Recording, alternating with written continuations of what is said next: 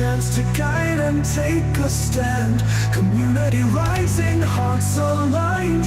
In this moment, power's redefined. It's in the ballot where we belong. Every vote builds a nation strong. Your council, your board, your mayor in line. Together we shape this land divine. It's in the ballot where we belong. Every vote builds a nation strong. Your council, your board, your mayor in line. Together we shape this land divine.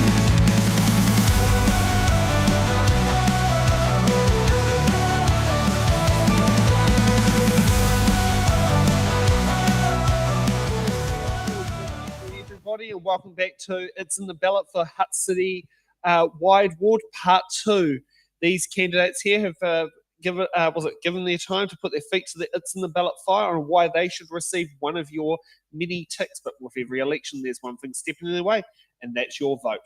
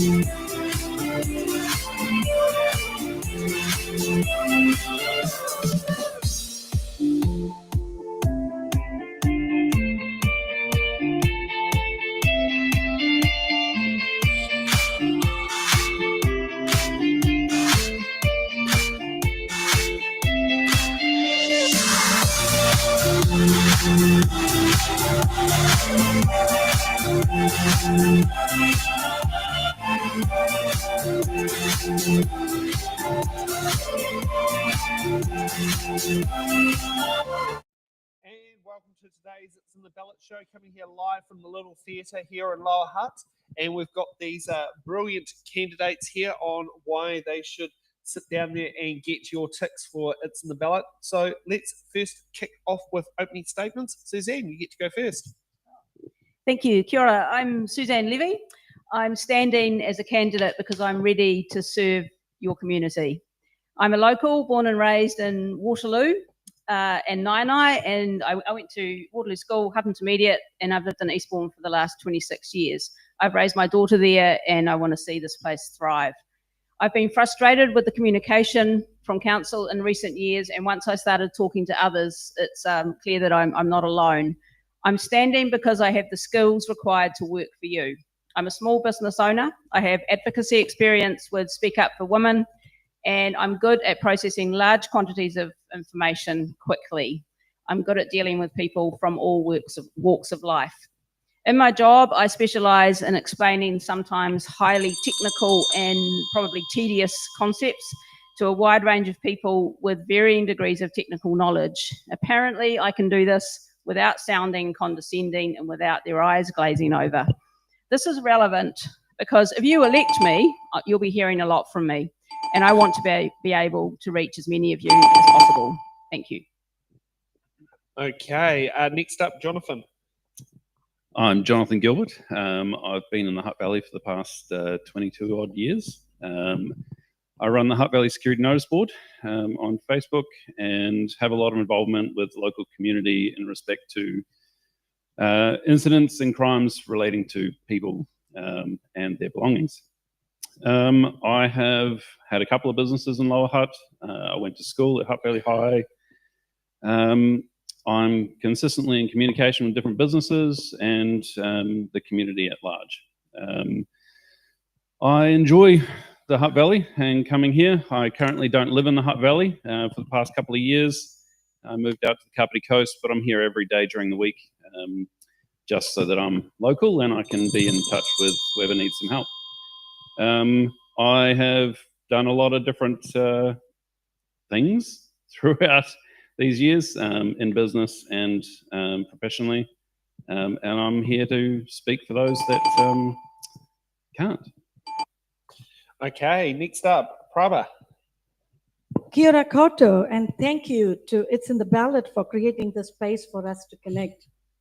My name is Prabha Ravi, and I'm standing to be your citywide councillor for Lower Hutt. I'm not a career politician. I'm an independent candidate, a local business owner, and a proud resident who has called this city home for nearly 30 years. I'm running because I believe our council needs fresh perspectives and strong representation. I bring decades of experience serving the Hutt community and over 20 years in governance, managing large budgets and ensuring financial accountability. If elected, I will focus on value for money, getting the basics right, supporting our local businesses, and helping our city thrive. I'm here to answer the tough questions and earn your respect. Thank you. Okay, next up, was it Male? Malole, kia ora, ko mele tonga Grant tōku ingoa. No tonga tōku whānau, engari whānau mai au ki te awa kairangi ki tai. Currently, I have just recently moved outside of Lower Hutt and am now living in Upper Hutt. But the reason why I'm standing is I'm hoping for equity and representation, ensuring that our Māori, Pacific, youth and rainbow communities have a space where they're seen, heard and valued in every single space. I stand for cultural identity and language and making sure that we celebrate those things that make us different and ensuring that we have a te tiriti-centred governance. So upholding te tiriti in every decision that we make, because ultimately we are visitors on this whenua. And I stand for youth empowerment, investing in our rangatahi, because tomorrow is theirs, and climate action and making sure that we have courageous leadership. And that's the reason why I hope to stand in this coming election. Mahalo.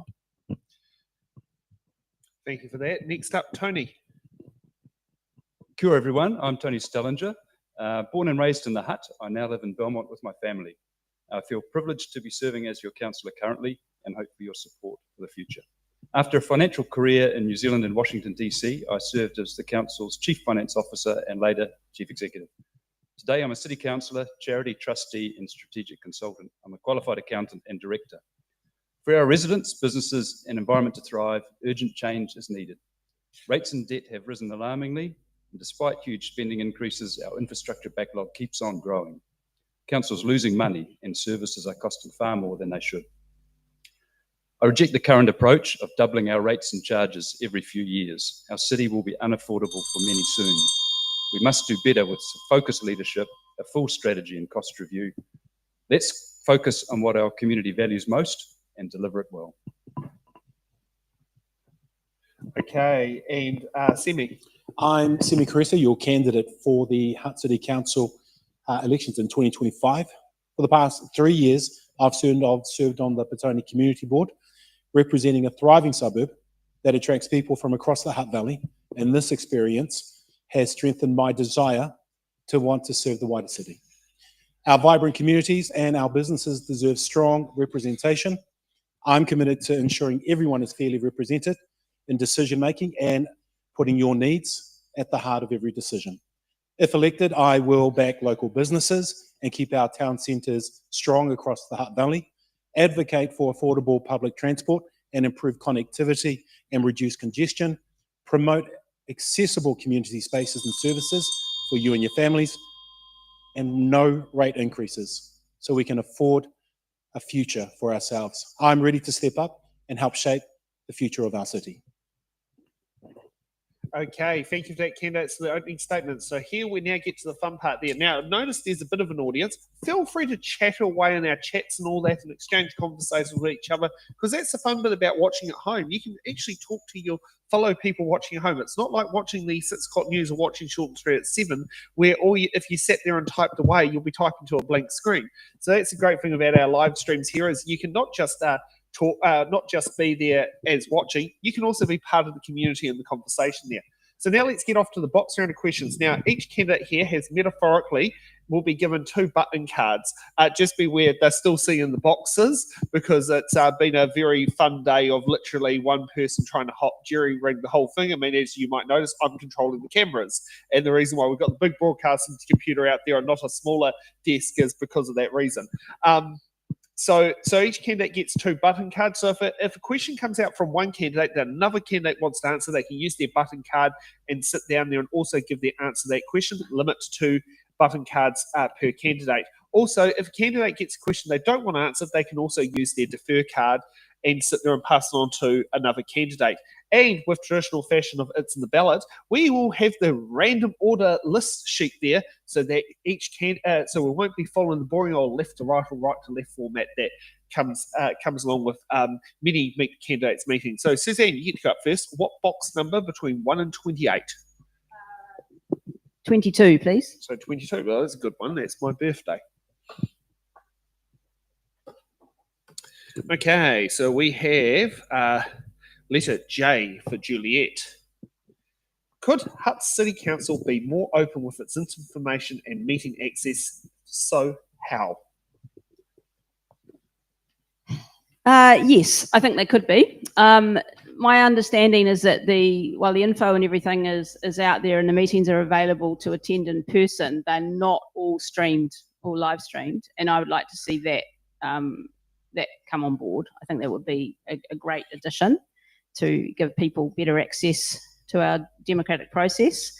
I think the council is running an engagement survey right now. You'd almost think there was an election on, actually. And it's important that that survey is, that they take it and run with it and actually listen to the feedback that they get and do what they can to make things more accessible, to get more people along to meetings, etc. So yeah, I think they could do more. Thanks. Thank you for that. Next up, Tony, what box number would you like? We'll start with 1. Start with 1. Gee, you're making it sound like it's STV. Which I do know is how you vote at the regional council level in Lower Hutt. Okay, we've got X for X-ray. Who do you think is missing out on local government participation? Well, there's certainly sectors of our community that engage with council less frequently for a range of reasons. I think we can just look to those which we hear less often from, which would be Pacifica, youth, ethnic minorities, and those with disabilities. That's some examples that come to mind, and I'd love to see more of council engagement with those groups. On a slightly different tact, I know that many in the business sector also feel that they don't get much of a voice in front of council. I suppose they don't directly have a vote as a business. So I also would like to see that change and more interaction with business to make them feel welcome and essential. We need them to build the assets that we need for the future of the city. Okay, and next up, Simi, what box number? 8. 8. Please. No problem. And feel free, if you want to say the box names in Te Reo Māori, that is also welcome. As I do have a good grasp of my numbers in Te Reo. Okay, L for library. What part of the community or business sector does council need to work with more closely? The commercial sector, businesses, we're probably needing more earthquake resilient buildings for a lot of these businesses to be able to get into. Better zoning, maybe cut through the red tape. So there's flexible funding options that help businesses expand. For the industries, I think there's growth there, but we can't take it for granted. We need to invest in local workforce, especially our rangatahi, to ensure that we have the skill base to be able to support a future in industries. However, across all our sectors that we need to engage with, climate risk is affecting everyone. Flooding, earthquakes, and across all of those different groups, we need to stay connected with them so that they are ready to respond to any type of natural disaster. Okay, next up, Prabha, what box number? I go for 9. Go for 9. So got an EWA for those at home. Okay, we have V for Victor as the phonetic alphabet. We'll sit there and say it. What should council's priorities be when making grants to the community? Council's priorities when making community grants should be to support initiatives that bring people together and strengthen our sense of belonging. That means investing in arts, sports, facilities that celebrate who we are. It also means supporting projects that improve safety, to protect our environment and also keep Hutt City clean, safe, and vibrant. So these could be some of the key priorities in terms of the community grants that the council will be offering. Grants should always be community focused, helping residents connect, participate, and take pride in their city and feel safe. Thank you for that. Okay, next up, Jonathan, what box number? 19. 19. And for those at home, it's Tacoma Iwa. Okay, we got T for Taita, since that's a local suburban. Was it La Hutt? What is your understanding of invisible and visible disabilities, and what are you going to do for the disability community of La Hutt? Now, I'm a bit new to this, but my view is that there's things like autism, ADHD, depression, anxiety, dementia, and a myriad of other ailments affecting others in all communities throughout New Zealand, which is largely out of council control. However, where possible, compassion and consideration should be made a priority for all individuals with invisible or visible disabilities throughout the community. New requirements and upgrades to existing facilities should be reviewed as they are presented to the council as an issue. Much of these invisible disabilities require specialised advice. Although I do not have experience, although I do have, and I have and do experience several of these ailments, I would not be the best person to talk to and make these decisions without additional guidance from professionals in those areas. Physical disabilities need to ensure, for physical disabilities, we need to ensure pathways and public access areas should be maintained and continuously reviewed to ensure they're best suited for all people. Okay, thank you for that. And Male. Kia ora, Mele, I better get that one right. No worries. Rua te kaumatahi, thanks. Okay, for those at home, it's was it 21? The good old age for voting until we lowered it to 20 and then later on to 18. Okay, let's get on for A for Alpha. Are council's policies helping small businesses and survive and grow? So council currently has policies and strategies in place that support small businesses, including its economic development work, the business and economy team, and partnerships with groups like the Hutt Valley Chamber of Commerce, Wellington Pacifica Business Network, and local business associations. These initiatives help the promotion, data insights, and reducing barriers. But there is always more that we can do, and there, especially in keeping costs fair and improving transparency and investing in a vibrant local centre so that small businesses in our cities can survive, and that they're not going outside to other cities or areas to be able to make the money that they need, but spending their money locally. Thank you for that. Okay, so we had 6 questions down. Let's get on to the next 6 questions. Jonathan, you get to go up first. What box number? 3. Go for 3.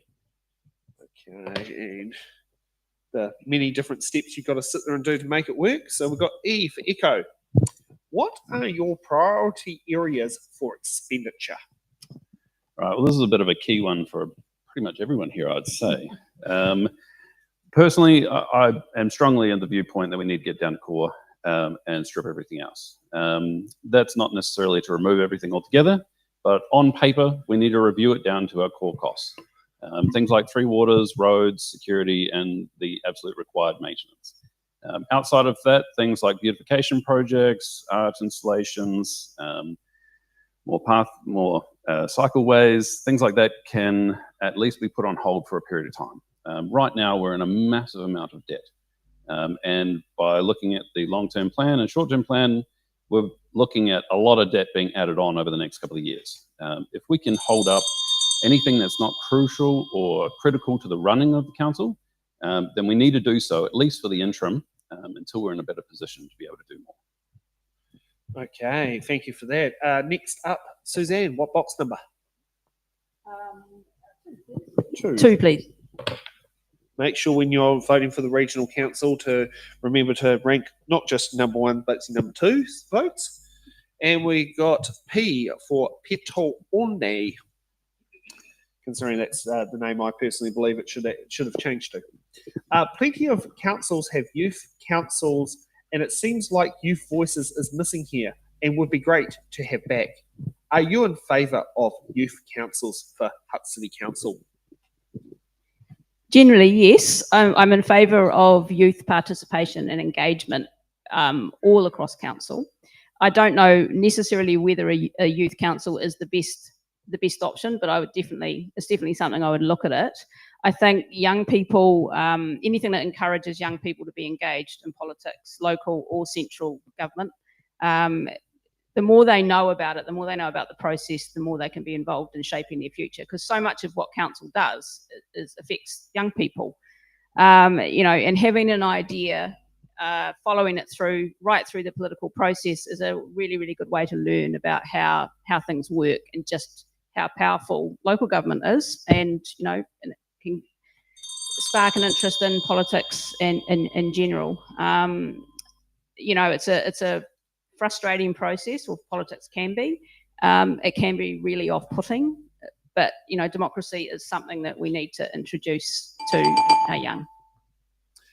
Okay, Prabha, what box number? I go for 3.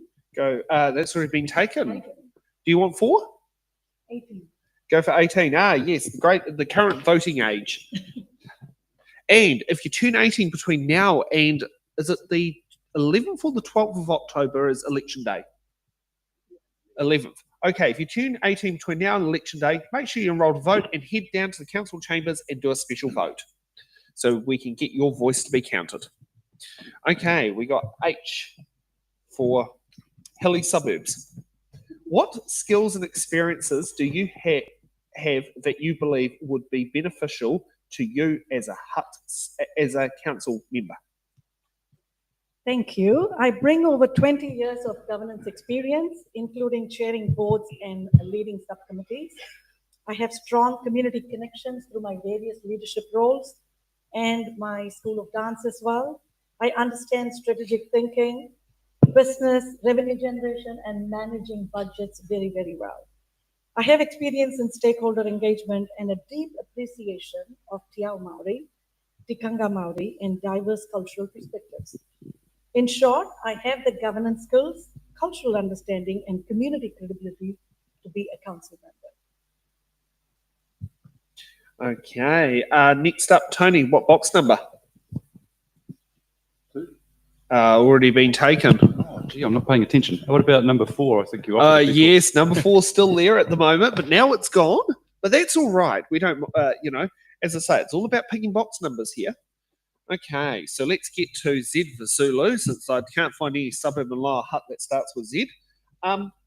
If a candidate is found to be breaking the campaign rules, do you believe that the candidate should publicly own the mistake or issue, or should it be able to be brushed under the rug, and why?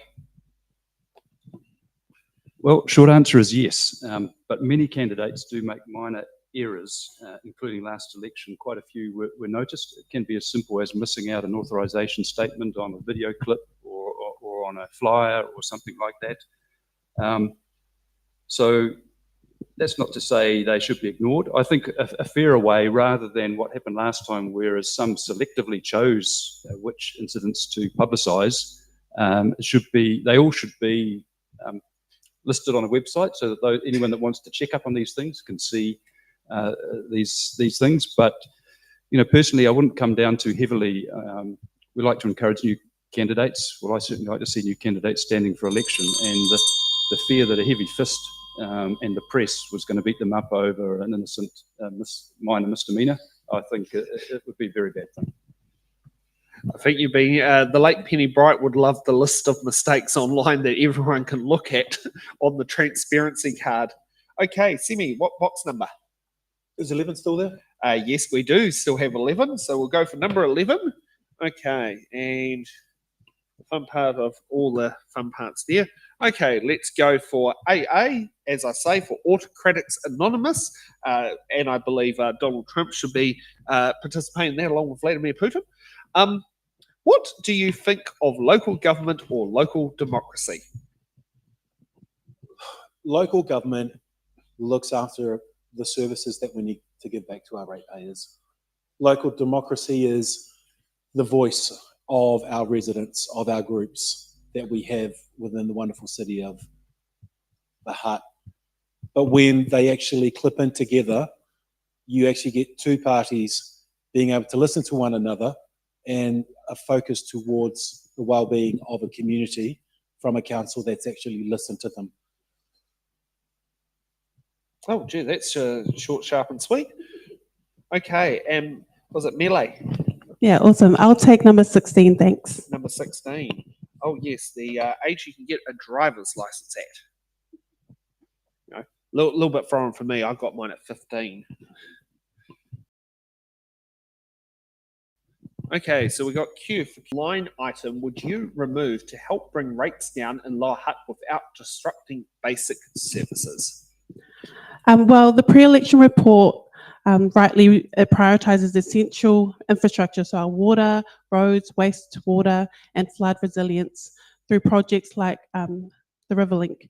So to ease rate pressures without compromising core services, I'd advocate for phasing or scaling back discretionary elements of parks and reserves budget, so things that are non-essential, and considering modest delays in lower priority infrastructure upgrades. So this would help to preserve service quality and where it's needed most while maintaining affordability for our ratepayers. Thank you for that. We're doing Can I button, please? Okay, Suzanne's got a button. It's not necessarily possible due to the Metro Water or Water Done Well commitments that have already been made, but I would at this stage remove water meters from the line. That would be the budget line I would take out.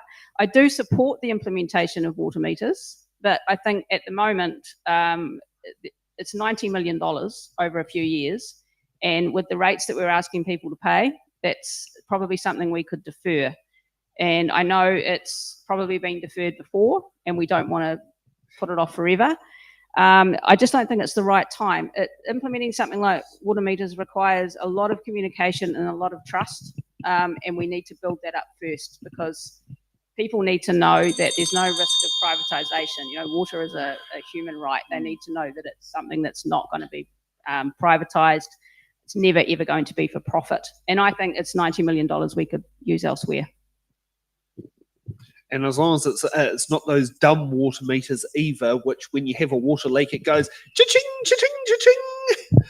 You know, as experienced with Nick, who's on here, they had a water leak in their place at that went in about 3 or 4 in the morning, and it caused a lot of damage. A smart water meter would have gone flows unusual, shut off service, would have prevented less insurance damage, and it meant they wouldn't have had like dryers going on for like 6 days straight to dry out the lounge that scared the cats. Yeah. Okay. Can I have a go at that one too? Sorry? Can I have a go at that one too? Go ahead. Go ahead. I think it's a key one. That's We need to get the rates down. So, you know, I want to have my say on this one. Identified a while ago that $100 million extra dollars over and above the rate of inflation was included in the council's long-term plan just for overheads, increased overhead spending. Since then, if you add it up in total, they've nearly doubled. So this has added more than 10% to everybody's rates and has never been talked about by the council. So I don't find this acceptable, and I think that's the primo area to look at for savings. Because it's within Langs Road, it's not direct services to customers, and we really need to look hard at everything, but particularly this area, in order to get the rates down to a more affordable level. Thank you for that. Okay, so we've now done 12 questions, and we'll get off to another round in a new order. Prabha, what box number? I'll go for 7. Go for 7. Okay. Okay, so we got B for, was it Bravo? Is rate money being spent responsibly? The short answer is no. Ratepayers are squeezed year after year, but they aren't seeing better services. Too much is being wasted on nice-to-have projects or vanity projects and inflated operational costs, as Story has just explained. Contractors are often paid triple what it would cost if council staff did the work, because much of what was done in-house has been outsourced now.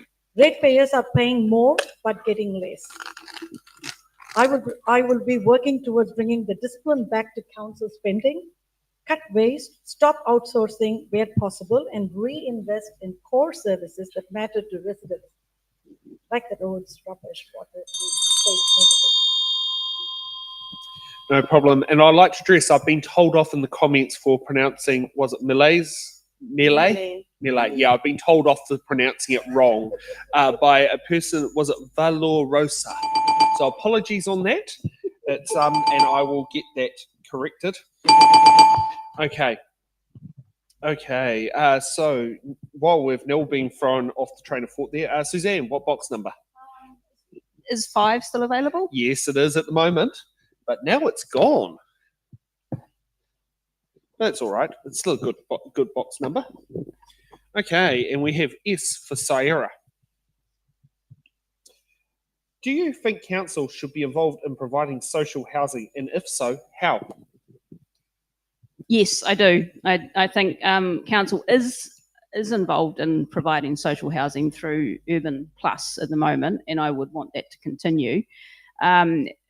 Personally, I think housing security is one of the most important things we can do for a community. If you have homes where you don't have to move, you have a home for life. So your kids can stay at the same school, you can stay in the same job, you can have access to the public transport that you thought you had when you started your job. You can make plans and you can put down roots in the community. If you believe that it takes a village to raise a child, then we need to have people able to stay in the same village. So social housing is a huge part of that, and it's something that I would be really interested in ensuring we continue and improve if I'm in council.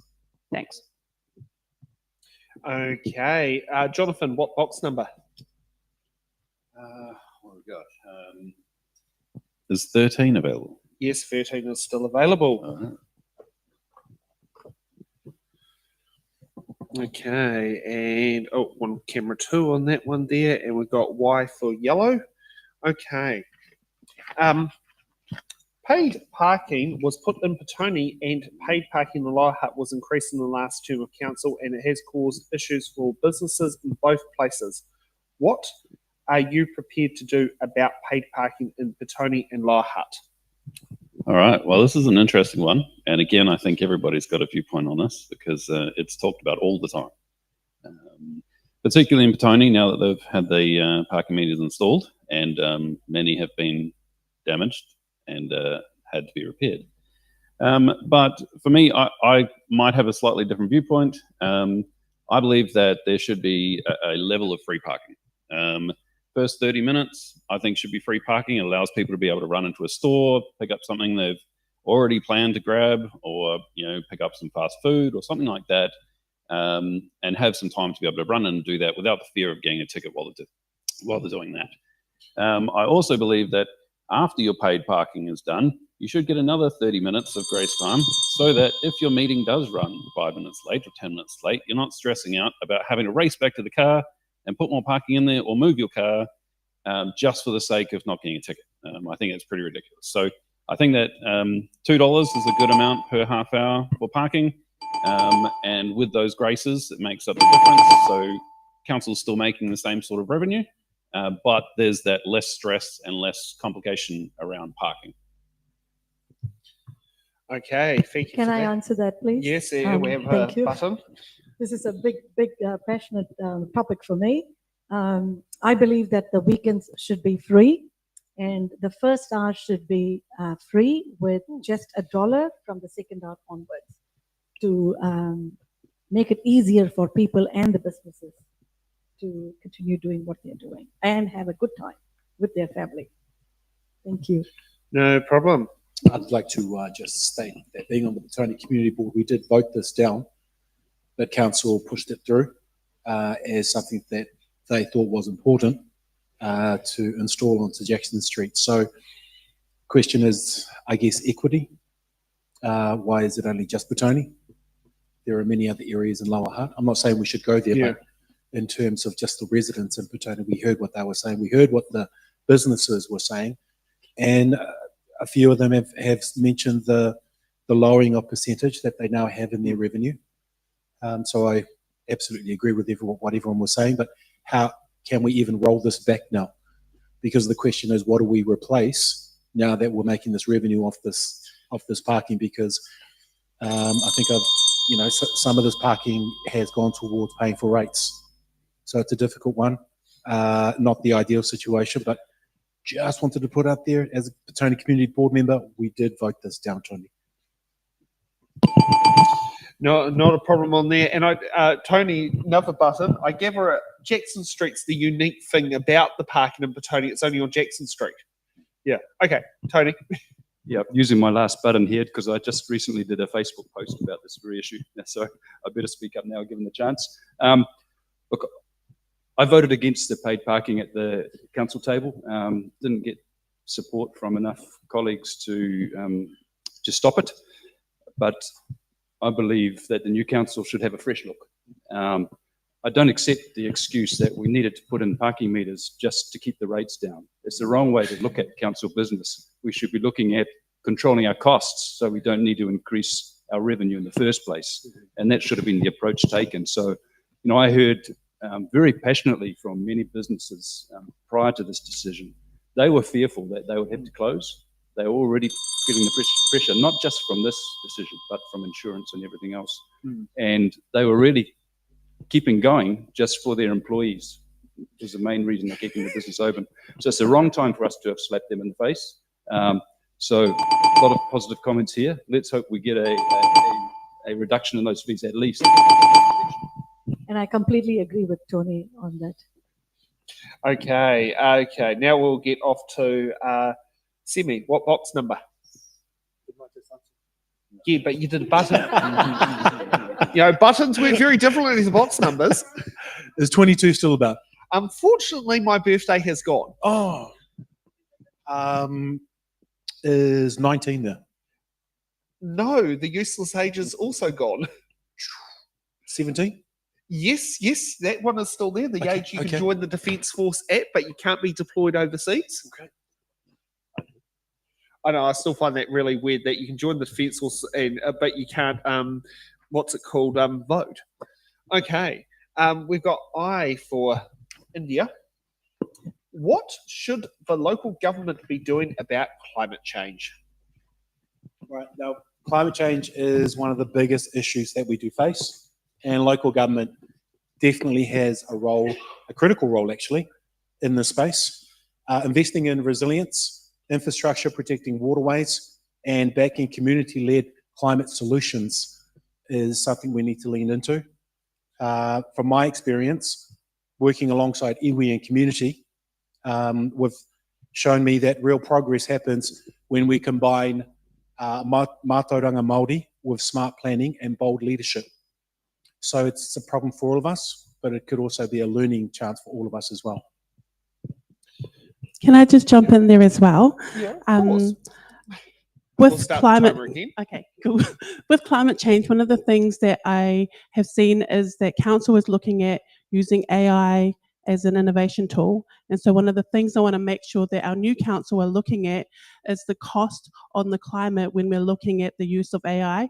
Because when you look at the use of water, when you're putting in prompts into AI, is up to half a litre, depending on what you're using. And so if we're going to be putting something out across the whole city, we want to make sure that we're not further damaging our climate. And that's just something that I want to make sure that we're thinking about when we're looking at this AI innovation. Malo. No problem. And with tradition with every It's in the Ballot button. Ele. Can I have number 20? Yes, you can have, what was number 20? What was the drinking age at one stage in the voting age? Try to think. I think the voting age was a lot longer ago than the, was it the drinking one?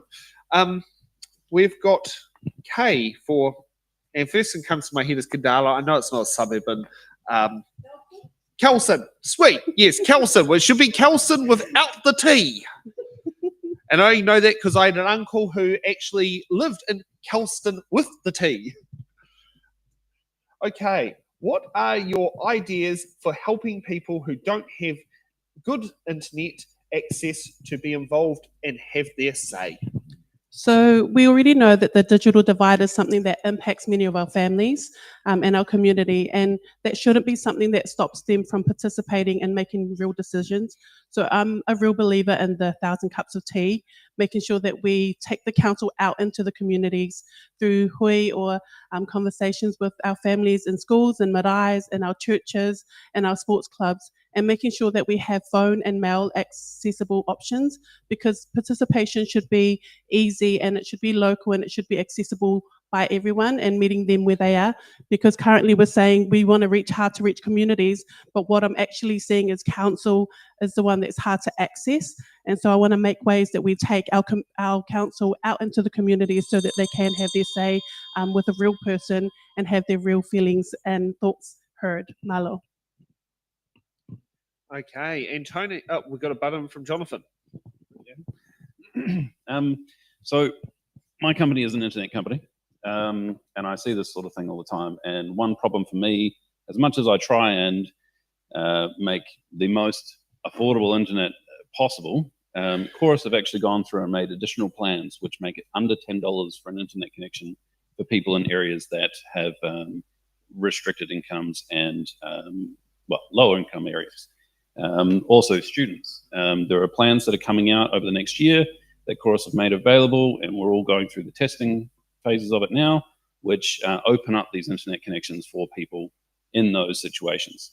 So for as little as $10 a month, there should be in the coming future options for internet connections. And on top of that, we have a massive amount of community boards, community social media groups, or there's dairies and supermarkets that have their community notice boards.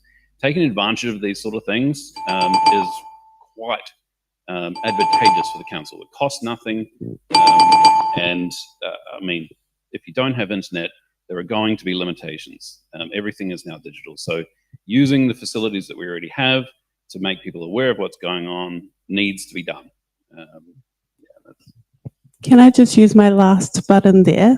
And I hear what you're saying about having the $10 is only going to cost $10 a month, but actually sometimes that $10 is the decision between a loaf of bread and a bottle of milk for some whānau. It's not everyone has the, I guess, the finances to be able to say, oh, it's only $10, because actually with the cost of living, it isn't only $10. That's a decision between, am I going to have food on the table for my family, or are we going to have internet so that they can access their school that they're not going to be able to concentrate on because they're hungry? So for some of our family, actually $10 is a lot of money, but I just wanted to put that out there.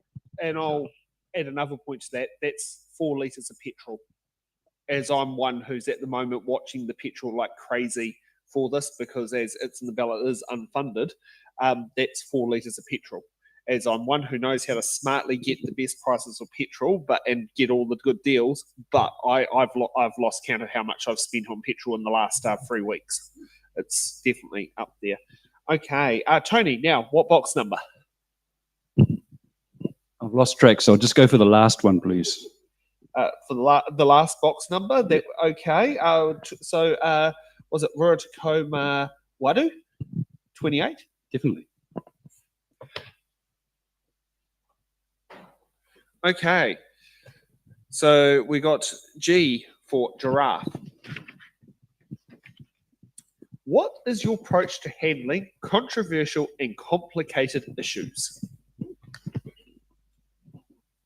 Well, I'm probably quite comfortable with complicated issues because my background has really been dealing with a lot of them, both my time at the council as CEO and the roles I had before that.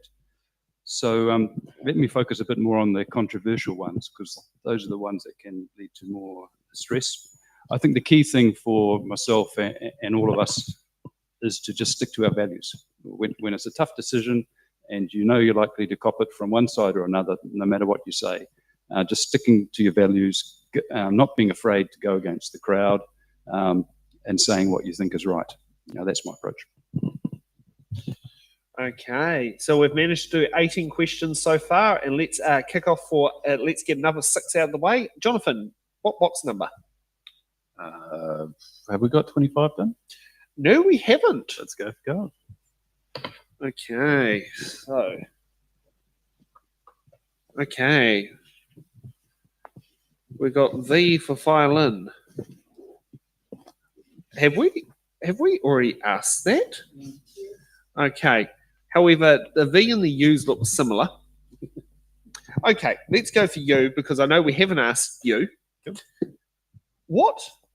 How should Hutt City Council work with regional council to improve local public transport?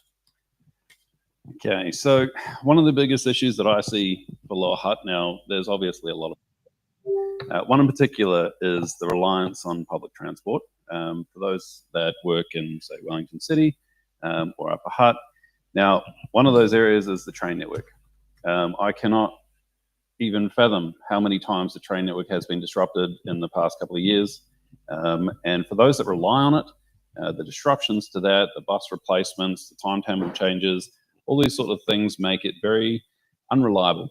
And when you've got to get to work, when you've already been told off multiple times for not arriving to work on time, due to the fact that these trains are not working on time, it's an area that people have lost trust in. We have a great bus network. There's definitely areas that we can add to and add more stops and things like that. But personally, I'd like extra trips, extra bus routes that go to the likes of, say, Pororua, straight from Lower Hutt, or Kapiti, straight from Lower Hutt. At the moment, you've got to travel into Wellington and then catch another train all the way wherever you're going. I feel like this is something that's missed out a lot and would definitely make people's ability to travel around the Wellington much easier. Yeah. Could I add to that, please? Yes, no I problem. agree with whatever button. Jonathan has just shared. I would also like to add that Hutt City Council must work hand in hand with the regional council and be a strong advocate for our people when it comes to public transport. Buses are running half empty or literally with no one on routes. So that's not good enough. We need a system that is affordable, reliant, frequent, and well connected to where our communities actually need to go. For example, a direct bus from Wainui to Pitoni station. Now they have to take 2 buses. They have to come down to Lower Hutt and then take another bus to go to Pitoni station. We should be pushing for one simple, affordable pass that covers both trains and buses. Like Brisbane offers it for 50 cents and Melbourne offers it free inside the city.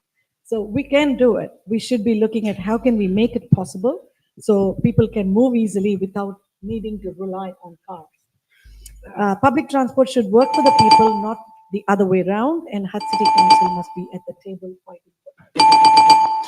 And I hope all of you have got good relationships with your local MP, Minister of Transport, Chris Bishop, because I can tell you right now for road user charges, there are 2 rates for buses, one that is below 18 tonne, one that's above 18 tonne. So whether you're running an 8-tonne bus up the hill or an 18-tonne bus up the hill, they are paying the same road users to go on that stretch of road. So might need to be time to talk to the Bush to see if we can get some help spread the cost, considering the road users is coming in from one way and then going back into the government. Okay, next up, was it Melee? Yes, I'll take whatever number is available. Thanks. Does 6 sound good? Great. Okay. Okay, we got D for Delta. What is your view on residential, commercial, and industrial growth in the city? Well, our city is growing, and that's not a secret. And with that comes both the opportunity for and responsibility. With that comes opportunity and responsibility. So housing growth should mean affordable, healthy homes for our families. And many of those new builds that we have don't support intergenerational living like many of our whānau prefer. So, and commercial and industrial growth should create good local jobs and support the businesses that are here. And above all, our growth should be balanced and investment in infrastructure, climate change resilience, and strong community voices in the planning process. So my view is that we make sure that our people are able to stay here with their families in the ways that support them and help them to thrive, but also that it supports our local economy and that they can spend their money locally. Yeah, that's my answer, Malo. Okay, Simi, what, Can I? oh, button, Suzanne's button in. So we could be an industry leader. We have a strong STEM focus in the Gracefield quarter, and we could be building on that. Sorry, having technical difficulties here. So our industry drives our growth. So in the chicken and egg race, the industry is the chicken or the egg, depending on which way you look at it. But it's leading the charge, but it's not leading by very much. Commercial and residential growth comes next. As industry grows, commercial investment and residential investment they're required to sustain the industry. Residential is simple. We need enough houses so that all the cool people who want to come and live in Lower Hutt have got somewhere to live. And back to social housing as well, which I've spoken about already. And although industry leads the way, the real measuring of our success will be our communities, which is more of a residential thing. Are those communities thriving or are they struggling? Okay. I would just like to add on the industrial. You kind of already used all your buttons. I know, just one sentence, do you want to please. ask if someone can donate a button to you? Jonathan and Simi have one button left.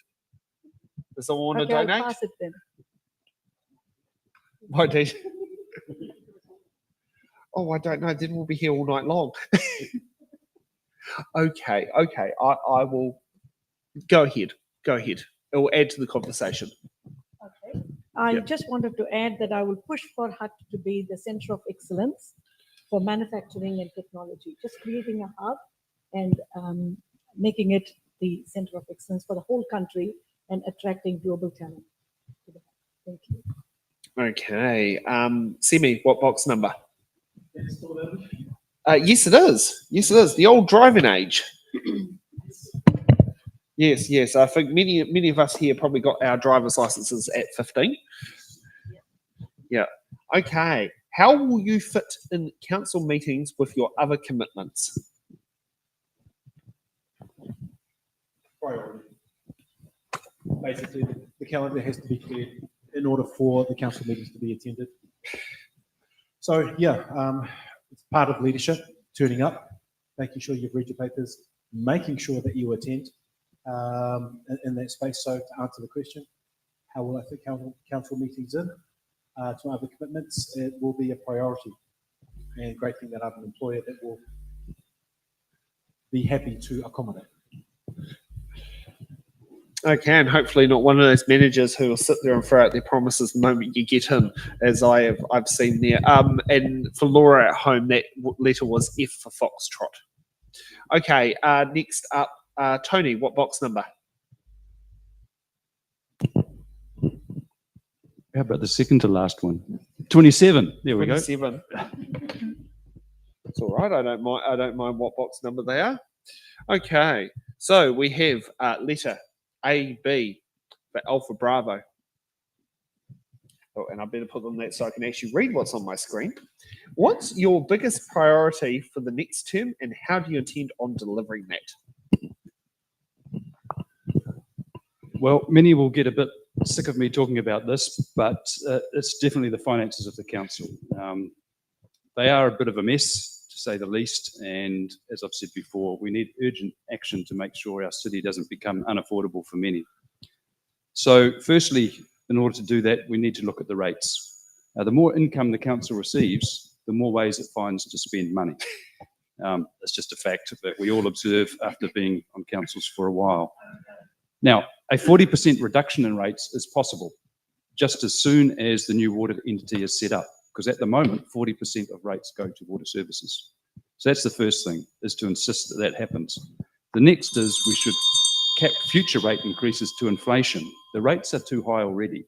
and there should be plenty enough money to fund what we need to once water responsibilities are off our books. Just quickly, the other things I would do was to rewrite the financial strategy. It's failed to ensure we got value for money. Independently review council costs. Why have they doubled? Let's unwind some of those increases. And finally, tighten delegations and control. Major spending must be backed by business cases and transparent public reporting. Thank you for that. Prabha, what box number? What about 8? It's been taken, but we can do 10. Okay. Okay. So let's get on to that one there, and on this one, go to W for Wellington's. No, Wainui-a-Mata. I should be shot if I say the word Wellington in the Hutt when we can use Wainui-a-Mata instead. Okay. What political parties are you linked to? I'm fiercely independent. Short, sharp, and sweet. Suzanne, what box number? 26. Yep, we can do 26. Okay. And we got O for Oscar. What do you see as the biggest challenges facing your community? I think this is the biggest question in here. I think cost of living is the biggest challenge. Now, some people might think they're not impacted by it if they're doing okay, but the truth is it affects all of us. When you're struggling with the basics, it's really, really hard to participate in local government and community things and just to get your voice out because you're just too busy. So in terms of council, the rates rises are contributing to this immensely. So when I was answering these questions, we only got them yesterday morning, and I was working on them today. 2 news articles caught my eye today. One of them was about retirees who can't afford their rates, despite having paid off their mortgages, and they can't stay in their homes. And the other one was about pokie machines and the fact that they pull $1 billion out of people in a year, and roughly 30 or 40% of that goes back to through community grants. So they're kind of random things, but so one of the things I would do is review income testing criteria for rates rebates. And the other thing I would do is put a diminishing lid approach on pokie machines, stricter licensing conditions, and a higher percentage of return to the community. Because out of that $600 million a year is not going back into the community, and it's obviously making it a very attractive prospect for people who host gambling machines. I've seen the damage they do to communities, and that's something I'd like to see gone. Thanks. Okay, thank you for that. Okay, just before we get to our mid-time break, let's get to some bit of housekeeping here. It's in the Ballot is an independent non-profit organisation focusing on bringing democracy to the people and candidates the opportunity to get their message across in various different ways and platforms. It's in the Ballot is run on small dollar donations, so every single little bit sits there and helps go a long way. Today's cost to run the block of It's in the Ballot shows has cost us $937.50 for venue hire, $14 for Starlink connection, $31 for Restream hosting services, $100 for fuel because we've only got one car that has come into the mix, and $50 for refreshment. And it has been layered on multiple hours of teams of volunteer work across myself, Al, Nick, Stacey, Ray, Andre, I'm losing count of the little different people helping there, Carol, Helen. The list goes on of who's actually helping make these shows work with their own little bit of contributions to it. We're going to take a quick... before we go, forgot to mention this. If you'd like to sit there and help It's in the Ballot fund the causes, you can go to our Give a Little page and make a donation on our Give a Little. You can also use the Eventbrite ticket option, and use a Koha ticket or Koha without admission to donate directly to It's in the Ballot. And if you want to do it with the least fees possible and the funds end up in their bank account the quickest, you can go to our website. It's livestreamed.nz, and click on donate here and it will bring our bank account number and donate it straight into our Kiwi Bank bank account number, and for which we're now also have gained YouTube partnership as of Saturday. If you're watching live, on YouTube, you can do a super chat. And if you're not watching live, you can do what is called a super thanks. And that will help contribute to help bring these shows out to the people, and feel free to share the contact around. We're going to take a 10-minute break, and we'll be back for hard-hitting questions.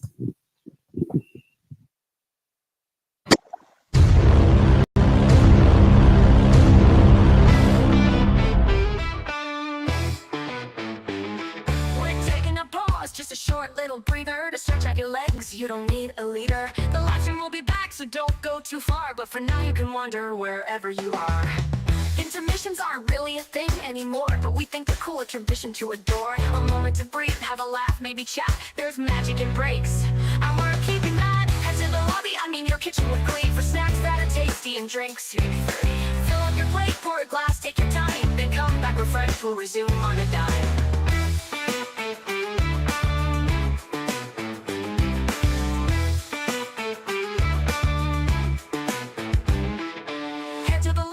Your kitchen with glee, for snacks that are tasty and drinks. Maybe 3. Fill up your plate, pour a glass, take your time, then come back refreshed. We'll resume on a dime.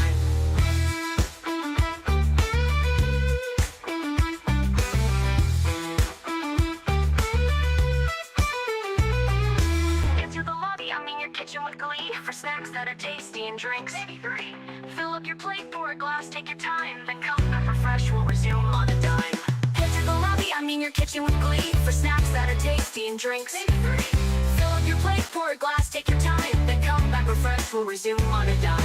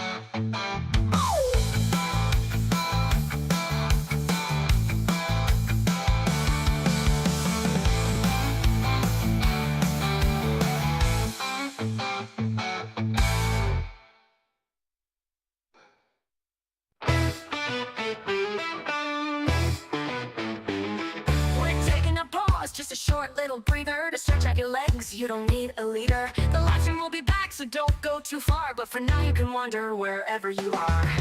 Intermissions aren't really a thing anymore, but we think they're cool, a tradition to adore. A moment to breathe, have a laugh, maybe chat. There's magic in breaks, and we're keeping that. Head to the lobby, I mean your kitchen with glee, for snacks that are tasty and drinks. Fill up your plate, pour a glass, take your time, then come back refreshed. We'll resume on a dime.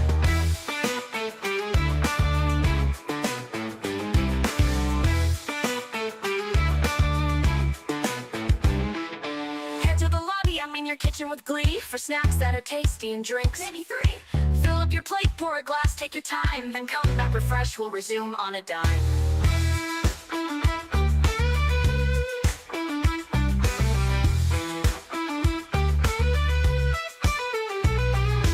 Into the lobby, I mean your kitchen with glee, for snacks that are tasty and drinks. Maybe 3. Fill up your plate, pour a glass, take your time, then come back refreshed. We'll resume on a dime. I mean your kitchen with glee, for snacks that are tasty and drinks. Maybe 3. Fill up your plate, pour a glass, take your time, then come back refreshed. We'll resume on a dime.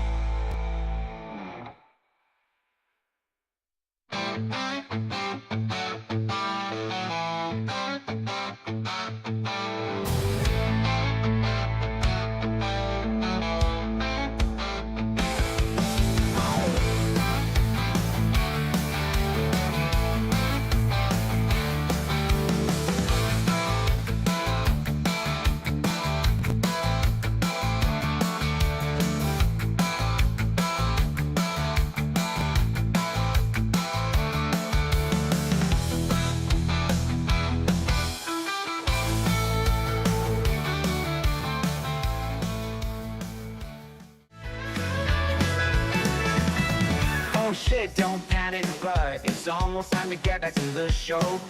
The candidates have stretched their legs, been partying, taking a break. Cause there's still hard-hitting questions, closing statements and stuff you wanna know. So grab those snacks, hear their answers, and prep for decisions you need to make. Oh, oh, oh, oh, oh, oh, oh. The candidates have stretched their leg.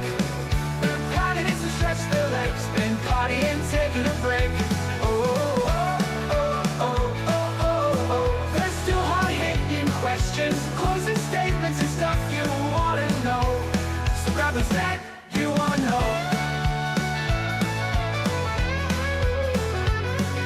Grab those snacks, hear the answers and prep for decisions you need to make.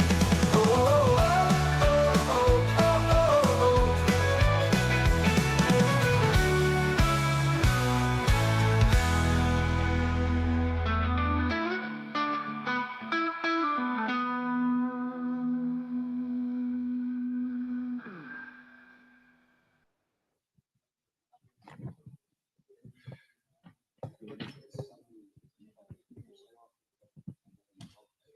Okay, and welcome back to It's in the Ballot. Now let's get ready for hard-hitting questions.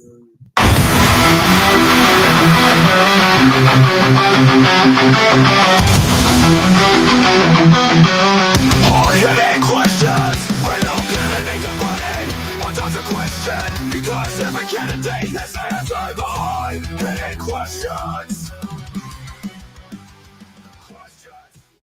Okay, so hard-hitting questions are the questions where they've got to be asked to all the candidates. So you can't use your button cards because everyone's going to be putting in the answer. You can't use your defer cards because everyone's putting in their answers. So let's kick off with hard-hitting question number one. There's lots of talks about amalgamation into a unitary authority similar to Auckland Council. What are your views? And our random order sheet makes Jonathan, you get to go first. Lucky number one. All right. So as far as the amalgamation of the Wellington region, I would only support the joining of Lower Hutt and Upper Hutt to make one Hutt Valley, simply because this makes sense to me and we're already sharing a lot of resources. Other than that, I don't think joining everyone together is going to benefit the actual residents or the businesses because, I mean, for example, in Auckland, there are areas that don't get the support that they really need. And I think that will probably happen in Wellington as well. With the amount of councillors, focuses on different areas, I think we'd have to have 100 councillors just to be able to look after everyone. And I don't see that as a viable option. I believe that in order to get a balanced support for everybody, we ought not to be under one roof and have our different divisions. Okay, Tony. Feels like deja vu because, of course, we had this debate about 12, 13 years ago, and I was heavily involved in that, and it took a lot of energy, that discussion, and a lot of money was spent on research and so on. What we learned back then, and there's been more evidence of late, that bigger isn't always better, bigger isn't always cheaper. If you look at the larger councils, often their cost per resident is no lower than for smaller councils. I would tend to support amalgamations of very small councils where they don't have a economy of scale. I don't think that's just the case here in Metro Wellington. But ultimately, I think this is something where the community have to have their say. What do they want? Last time, 80% of Lower Hutt residents rejected the idea of a super city for Wellington. It may well have changed a bit now, with more pressures on rates and so on, but I still suspect it wouldn't be the most popular option. People in the past were fairly comfortable about an amalgamation with Upper Hutt, but Upper Hutt were dead set against it. And so I think it would be unfair for the larger organisation to push something upon a smaller group that didn't want it. Yes, certainly with them and only having councillors at large is a difference. Prabha. For me, amalgamation can be useful where it makes sense. For example, Upper Hutt and Lower Hutt merging into one council is a no-brainer for me, or all of Wairarapa merging together. Those that could bring efficiencies and a stronger voice, those kind of amalgamations. But I don't believe a Wellington super city like Auckland is the right answer for now. Wellington already has huge financial and governance challenges, and forcing Hutt ratepayers to pick up those costs would only make life harder for our residents. My focus is on what delivers the best outcomes for Hutt City. We need to look at reliability, efficiency, affordability, and a strong local voice, not getting lost in a giant bureaucracy. So only where it makes sense, I would support it. Okay, Simi. I have three concerns with regards to amalgamation, but we also need to acknowledge that are we growing as a population? Are we staying the way we are? We're a region of 350,000 people, not a million like Auckland. And amalgamation seems to be coming down the road quite quickly for those who are pro-amalgamation. For me, my concerns is representation, cost, who picks up the cost for who, and really boundaries. Where are the boundaries for this super city type of plan? But I think it's a amalgamation will probably be a word that we will hear more of in the coming years, just to normalise the Wellington region of the pros and cons for it. I know a lot of us are not into it, but as Tony just mentioned, our views may change with rates going up and our infrastructure needing more assistance in funding and private investment. Okay, Suzanne.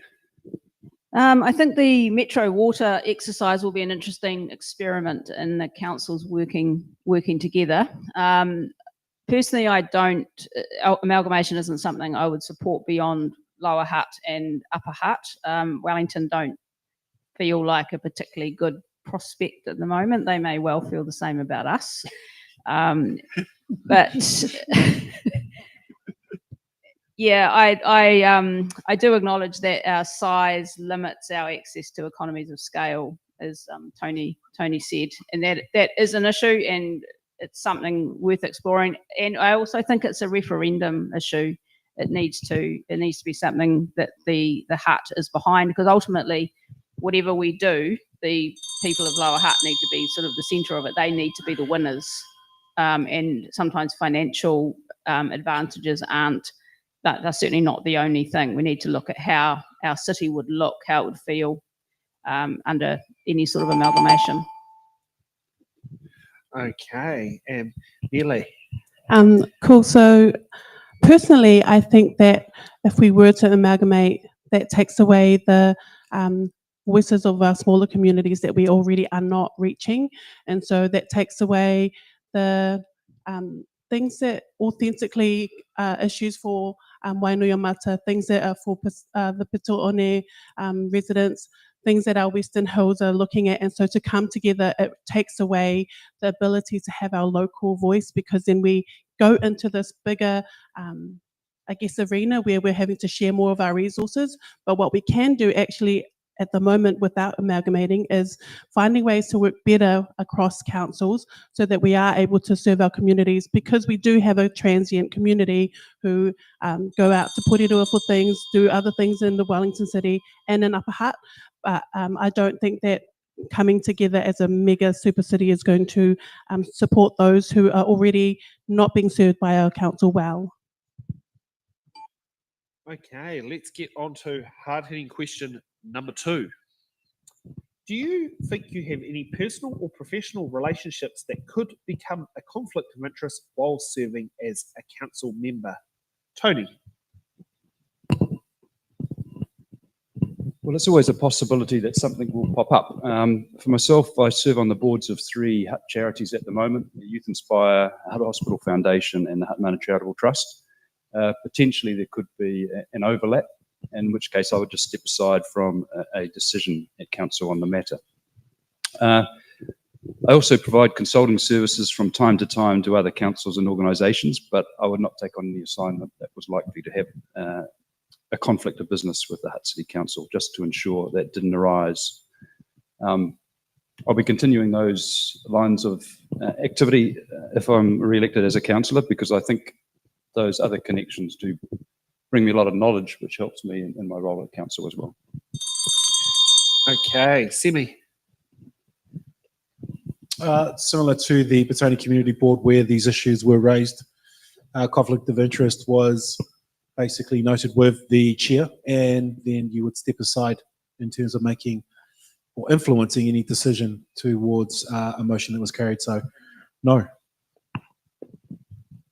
Oh, that's short, sharp, and sweet. Prabha. I do not have any personal or professional relationships that would create a conflict of interest.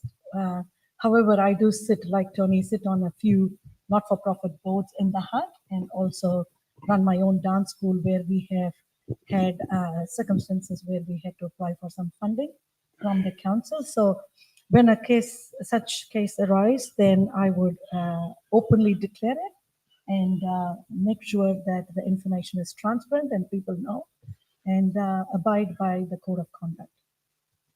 Okay. Jonathan.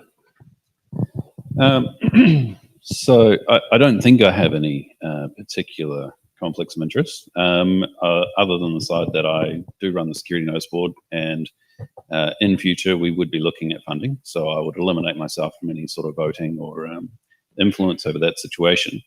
I do also have a huge involvement with businesses and residents throughout the Hutt Valley.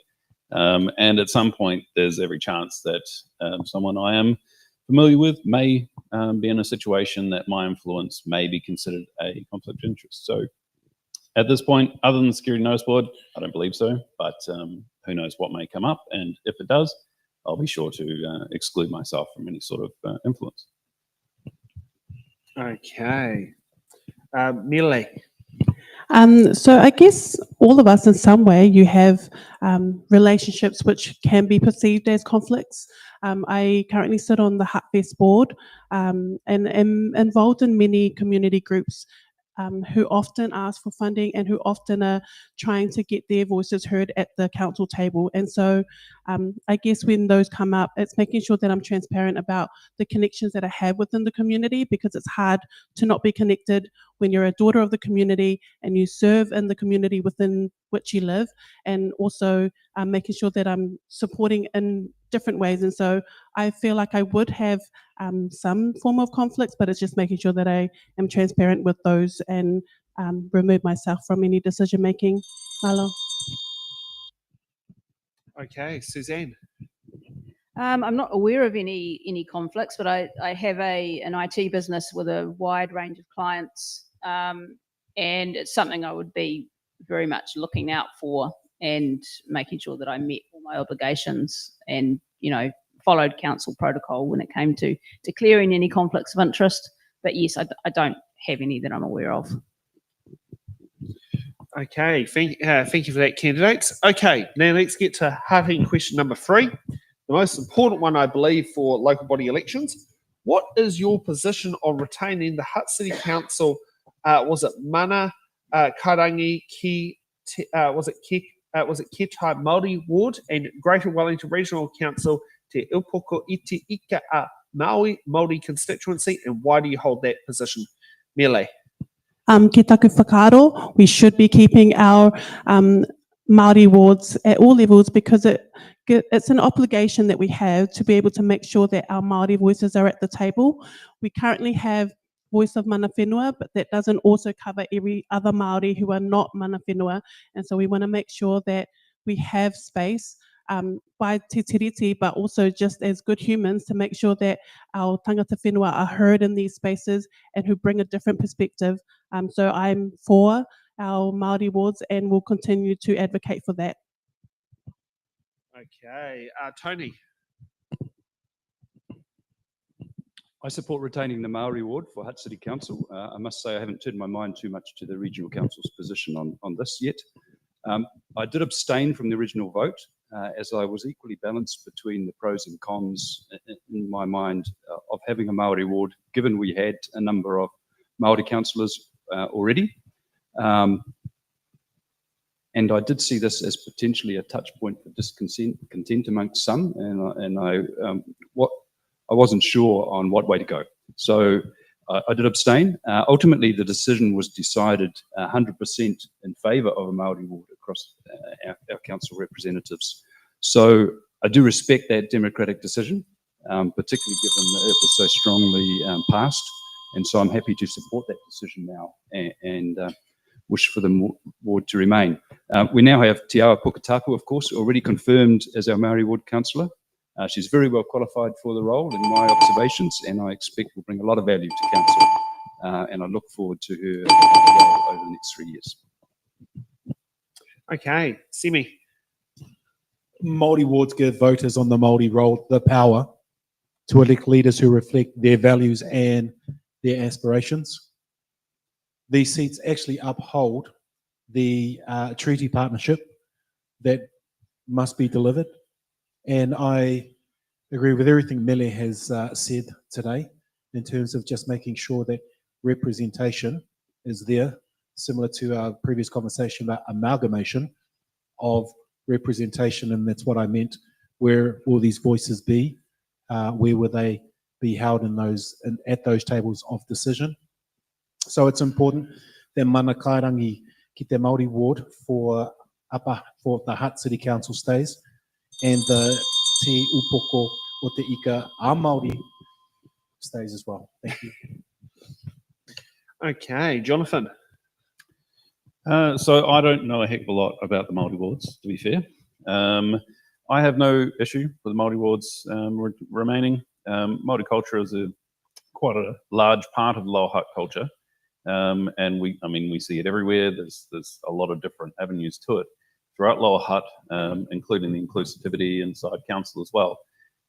So I have no issue with it staying. I think that there needs to be at least a Māori voice that can speak to what other Māori are interested in and what they focus on and want to have happen in the Hutt Valley. I believe it is a necessary voice as part of the rest of the council. I don't think that there should be any sort of priority towards that side of things or against. So as long as they've got a voice, I think that's a big part of it. Okay, Prabha. I strongly support Maori representation at the council table. It's important that Maori voices are part of our decision making. I also support the referendum process on Maori wards at the moment that's going on, and I believe it's crucial to respect the process and listen to what our community wants and support whatever the decision comes out of it.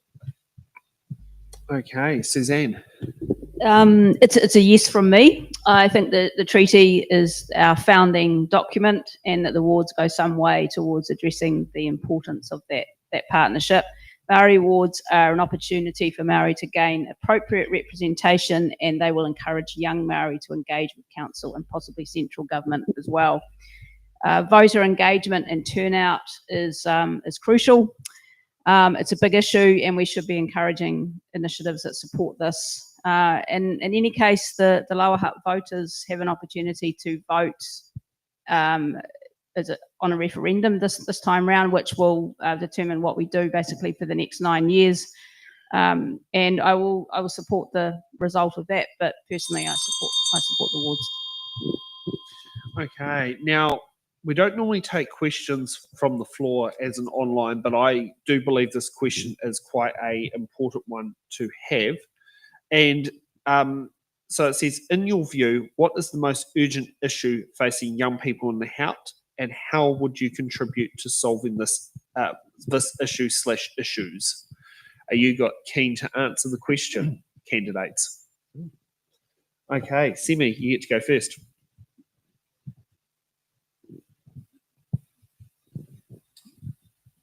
I guess for young people, we could say, sorry, there we go. Yeah, for young people, it's more than opportunities that they're looking for. For young people, it's probably the first time in a while of a generation where mental health is a huge topic for themselves. They're very self-aware of themselves. I think that the generation coming through are a lot more clever than I was when I was that age. In the 80s, regardless of what people say about growing in the 80s, we still didn't have computers or AI or anything like we have. But I think for our rangatahi, being diverse in terms of helping them learn where they belong in this world, it may take a little longer, but that's because of the planet and the environment that we've built for them, so they can safely navigate themselves through it. For representation-wise, yes, it may sound cliche, but we have a lot of young people there identifying with who they are at this point, trying to figure out who they are. Thank you for your time. So much more to speak on, and I'm sure everyone else would add to it. Okay, Jonathan. I have a 19-year-old daughter, and she is extremely opinionated, which I appreciate. We have consistent debates every single time we talk about different matters, which obviously I'm wrong in. But I can appreciate her viewpoint on them. And I think that a big problem we see throughout Lower Hutt in particular is there's not a lot for them to do. I'm sure there are projects and things that have been set up, but a lot of them are unaware of it. A lot of them are culturally sensitive. A lot of them are designed for a particular group of the community. But as a wide area, I think a big problem is boredom. I think a lot of them don't know what they're wanting to do, what they're needing to do. And I think direction and guidance is something that is crucial for them at this time. I think we have a huge influence from social media, the likes of TikTok and things that are telling these kids what's right and what's wrong, which may be quite different to what the older generation and my generation don't have the same viewpoint on. But I think it's a changing environment, and there's going to be more and more that we're going to have to adapt to and adjust to meet the needs of these coming youth. Not to mention the fact that we've just had COVID during their teenage years, which has completely disrupted everything, including school, work, environmental, what they can and cannot do, what they're going to be allowed to do, and what restrictions and restraints are going to be put on them by government and different authoritative figures. So I think now, and the teenagers now, have a very different situation to what any of us did back when we were teenagers. Okay, Tony. Yeah, good comments by those speaking so far, and I agree with those. I don't want to talk about youth in general, because there's youth out there that have very different experiences to my own children. And it's really through my time on Youth Inspire where I've got to experience a bit more closely some of the challenges that some have. And they're many and varied, and I think these are the people that not deserve our support, but perhaps need our support the most, because through no fault of their own, many can be born into circumstances or just had events during their life which have removed opportunities that most of us have, and we would like everyone to have. So I think that's where our attention should be most, is what can we do to provide more equity for people such as these who, might be leaving school without qualifications and really struggling to get into employment. Okay, next up, Suzanne. It's a really interesting question. I think social connection or disconnection is a huge issue, and resilience also. And I think COVID, those years have had an impact on our teenagers. I don't agree that children these days or young people these days are smarter than we were. I think that they're just as crazy as we were. They just do different dumb stuff. And so I think as people who have actually survived being young, we've got a role to play in helping with that, rather than just saying, these kids are cleverer than us, let's be guided by them. I think there needs to be adult-led conversations. And I agree with Tony that there is a lot of inequity with kids who grow up and they're struggling from the start, they're on the back foot from the beginning. And I think putting programs in place that allow those young people to connect, have access to education pathways and work pathways as well. That's something that's worth investing in time and money in. Okay, Proper. I've spoken to several young people in the last, especially in the last 5 months, and the common issue that they shared with me is about affordability, cost of living, and not having enough money to do anything at the moment. It's quite tough for them, and as you said, Susan, they are quite smart, but also feel very lonely because they don't really get out and socialize as much as they would love to. Play some sports. They can't afford to play any sports because the ground fees is expensive, or the court hiring charges are expensive, parking fees are expensive. Like, there are so many barriers for them to get out and do whatever they need to be doing. And that's causing the mental health issues as well in our community.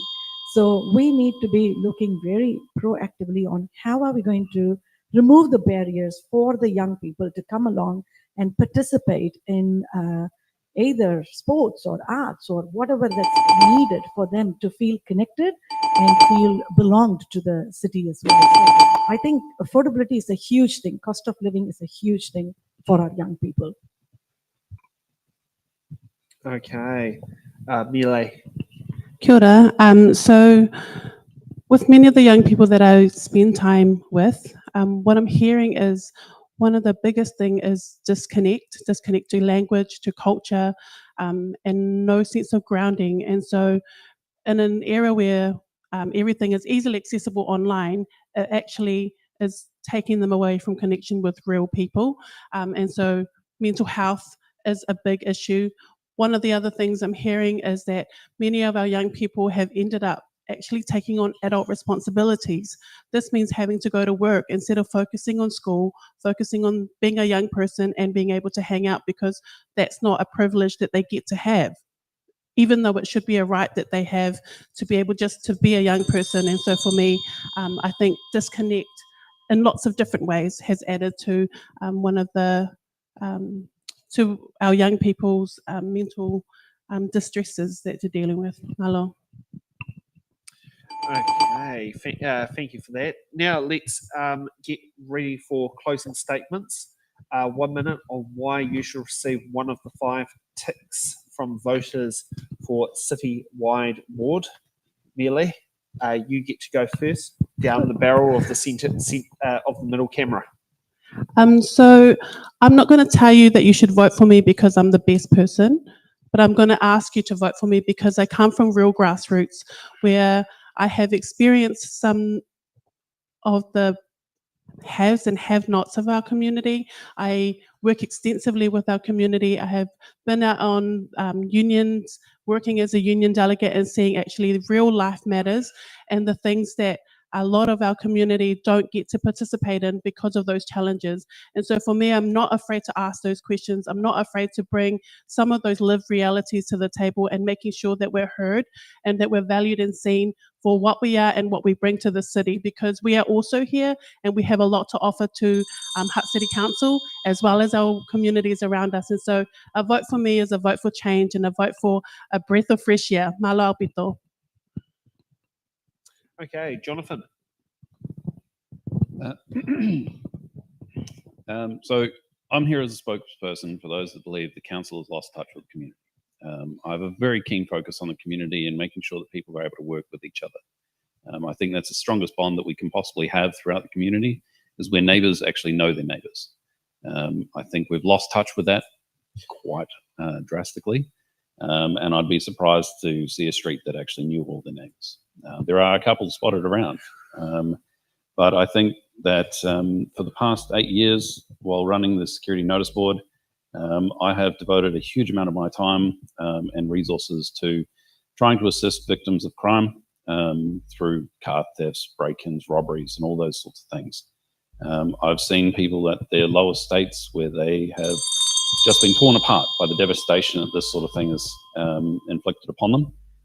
Things like having your car stolen, the inability to get to work, get to school, pick up your kids, weekend parents, not able to do what they need to be able to do. I think that there needs to be a bigger focus on the community aspect, neighbourhoods, looking after neighbourhoods, and neighbours knowing neighbours. And I think with that, we can actually get back to a community connection. Okay, Prabha. Thank you. The choice at this election is clear. It's a choice between more of the same or electing councillors who are independent, accountable, and bringing some fresh perspectives and focused on delivering results for the people of Hutt City. My commitment is not about politics. It's about practical, common sense solutions.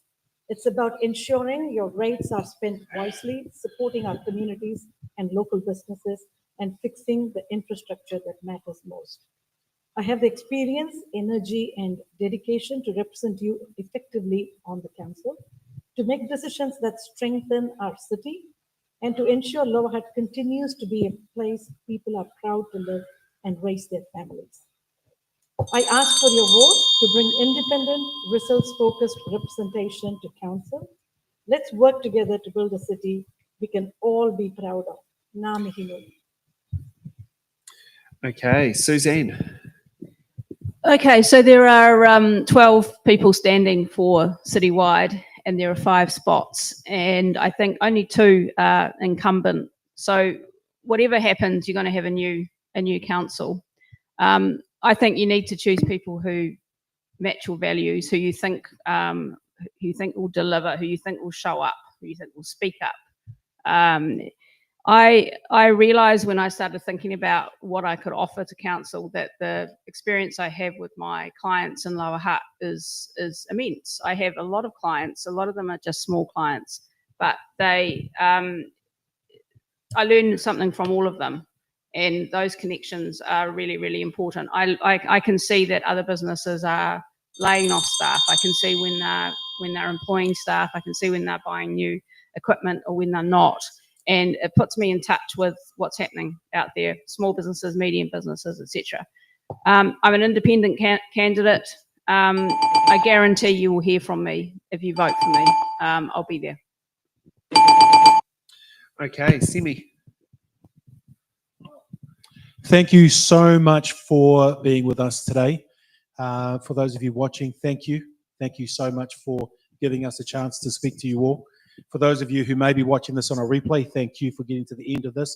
Thank you. It's in the ballot. Council is all about being able to work with people. There are a lot of things that I want to do, but it is about being able to build relationships with your fellow councillors to get things over the line, to be able to influence, to a bit of give and take.